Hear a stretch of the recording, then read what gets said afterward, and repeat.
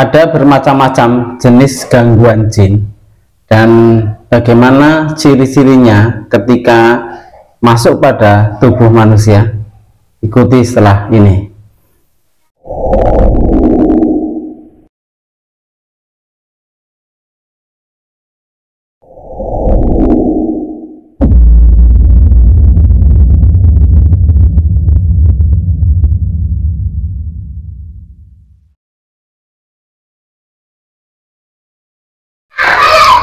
Assalamualaikum warahmatullahi wabarakatuh.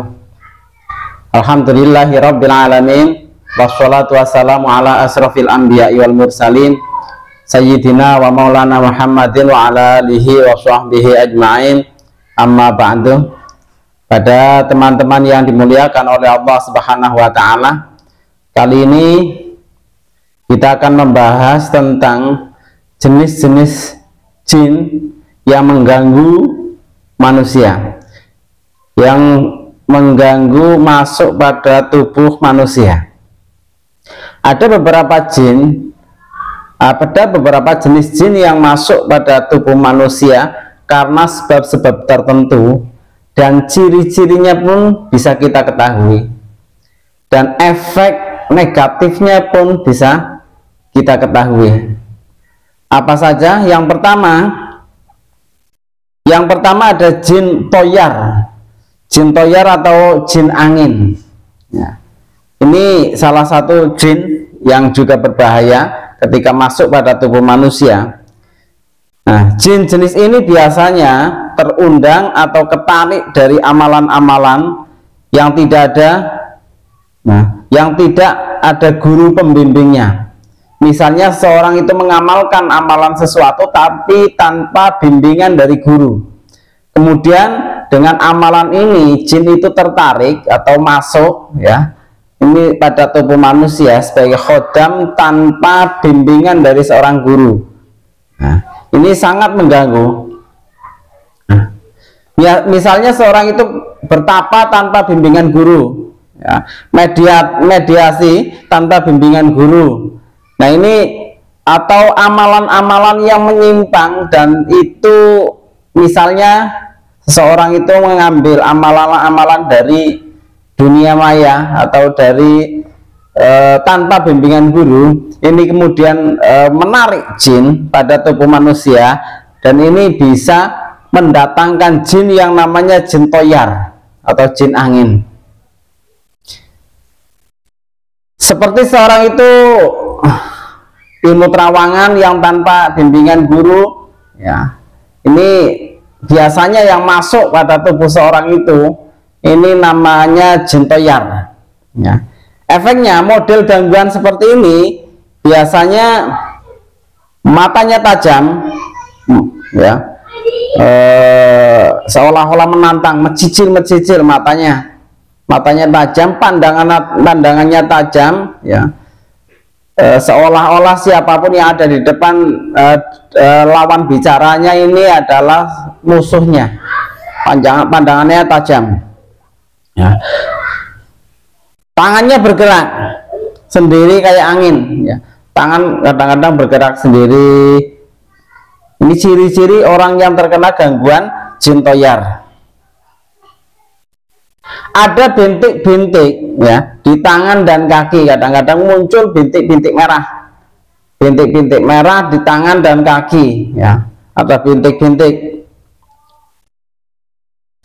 Kalau sudah lama ia berada dalam tubuh pasien, biasanya dapat menyumbat saluran kencing, ya. Ini efeknya biasanya menjadi prostat, ya, menyumbat saluran kencing. Nah, jadi efek negatif ketika jin toyar ini sudah lama dalam tubuh manusia, dalam tubuh seseorang, dan kemudian tidak disingkirkan, tidak dikeluarkan dari tubuh, atau tidak diterapi dengan ruqyah atau terapi apapun, dikeluarkan dari tubuh, ini bisa menyumbat saluran kencing. Nah, serangan dari jin jenis ini biasanya otak kecil, ya, lubang hidung atau mata, telinga. ya, THT. Yang pertama otak kecil, kemudian lubang hidung, telinga, ya, dan mata, perut dan punggung. Maka jenis jin ini ketika masuk pada tubuh manusia biasanya diciri dengan efek yang sering terasa, biasanya punggung terasa berat, ya. Punggung terasa berat, terus lambungnya, asam lambung terus naik. Nah, keluhannya, ya, keluhannya ini biasanya di punggung dan di lambung. Nah, kemudian yang kedua ada jin hayat, ya, atau dengan istilah bahasa kita itu siluman, jin hayat, ya. Jin yang suka berubah bentuk seperti anjing, ular, macan, kalajengking. Nah, ini jenis-jenis jin ini, jin hayat. Nah, jin ini biasanya dipekerjakan atau menjadi khodamnya para dukun untuk melancarkan sihirnya. Jin hayat ini yang bisa kadang-kadang menyerupai hewan-hewan melata, ya, seperti kalajengking, macan, ular, dan lain sebagainya. Nah, jenis jin ini biasanya menjadi khodam seorang dukun sihir dan masuknya biasanya melalui mimpi. Makanya salah satu ciri-ciri orang yang terkena gangguan jin ini biasanya sering mimpi buruk. Nah, mimpi buruk ini biasanya yang mengganggu tubuh seorang ini adalah jin hayat. Kemudian ada lagi jin buyut, nah, atau jin yang suka menetap dan mondar-mandir. Yang masuk jenis jin ini seperti kuntilanak, genderuwo, wewe gombel, dan lain sebagainya. Nah, ini masuk golongan jin buyut, ya. Kadang berkelana pindah sana kemari dan lain sebagainya. Dan orang Jawa bilang ketika masuk mengganggu pada seseorang ini namanya kesambet. Nah, istilah kesambet ini yang biasa dipakai oleh orang Jawa ini biasanya yang mengganggu adalah jenis jin buyut. Nah, jin ini suka bertempat tinggal di sekitar tempat tinggal manusia atau di pohon-pohon. Orang yang kerasukan jin jenis ini biasanya tidak lama. Nah, orang yang terkena gangguan jenis jin buyut ini kadang-kadang, makanya orang-orang yang atau ketempelan, kerasukan atau terganggu atau istilah Jawa kesambet. Kesambet itu ketika misalnya seorang itu melewati sarangnya jin jenis ini, kemudian dia itu merasa terganggu, ini akhirnya kesambet. Nah, ada lagi jin hoas atau jin penyelam, yakni jin yang suka bertempat tinggal di wilayah perairan, semisal kolam, sungai, danau, atau laut. Nah, maka Kanjeng Nabi Muhammad SAW sangat melarang seseorang itu kencing di air yang menggenang. Nah, karena di sana, ya, dikhawatirkan ada jin hoas yang kemudian merasa terganggu, dan ketika jin hoas ini merasa terganggu, akhirnya juga mengganggu manusia. Nah, biasanya digunakan untuk kekebalan dengan cara merendam atau kesaktian atau mempunyai kekuatan di atas rata-rata manusia. Nah, ketika jin hoas masuk pada tubuh manusia karena terpanggil, ini biasanya karena seorang itu melakukan ritual rendam. Walaupun tidak semua orang yang melakukan ritual rendam itu bisa menarik jin atau bisa mendatangkan jin, tapi biasanya orang yang terganggu oleh jin ghawas ini, satu, karena jin ghawas ini merasa terganggu oleh manusia. Misalnya ada genangan air, seorang itu kencing di sana dan di sana ada tempat tinggal atau sarangnya jin ghawas. Jin ghawas merasa terganggu, akhirnya mengganggu manusia. Ini yang pertama. Ada kalanya jin ghawas itu masuk karena merasa terpanggil, seperti orang melakukan tirakat, selam, ya. Tanpa bimbingan guru, ini bisa mendatangkan jin ghawas itu.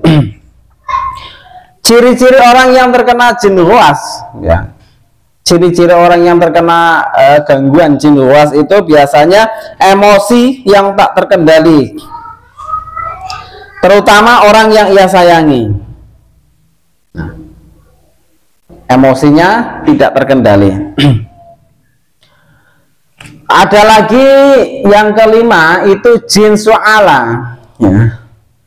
Jin su'ala yakni jin yang suka menampakkan dirinya dan mengganggu dalam perjalanan. Gangguannya seperti membuat ngantuk, menjadikan arah jalan seakan-akan menjadi 2 atau 3 padahal cuma 1.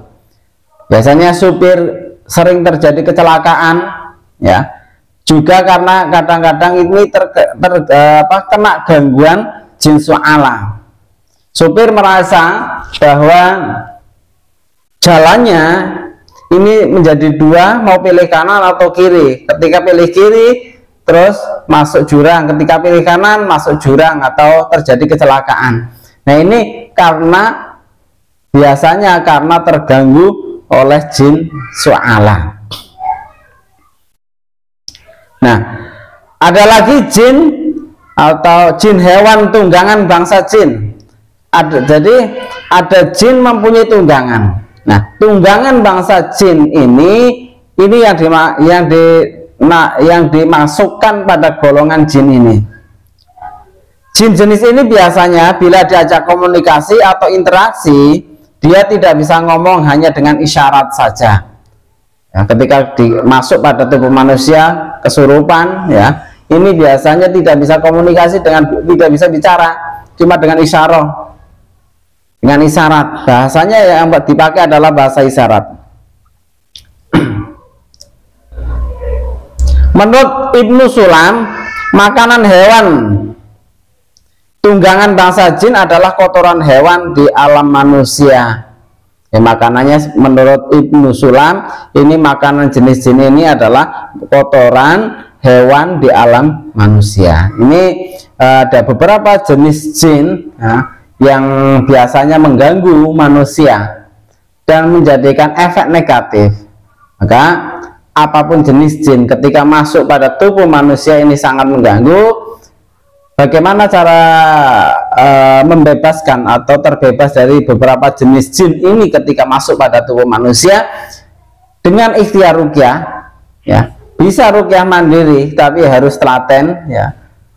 Tidak cukup hanya 1 kali, karena namanya terapi itu tidak hanya cukup 1 kali, ya. Atau minta bantuan praktisi ruqyah syar'iyah atau praktisi ruqyah swaja.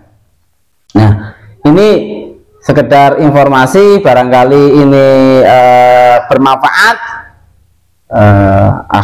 buat kita semua. Wallahul muwaffiq ila aqwamit thoriq. Wassalamualaikum warahmatullahi wabarakatuh.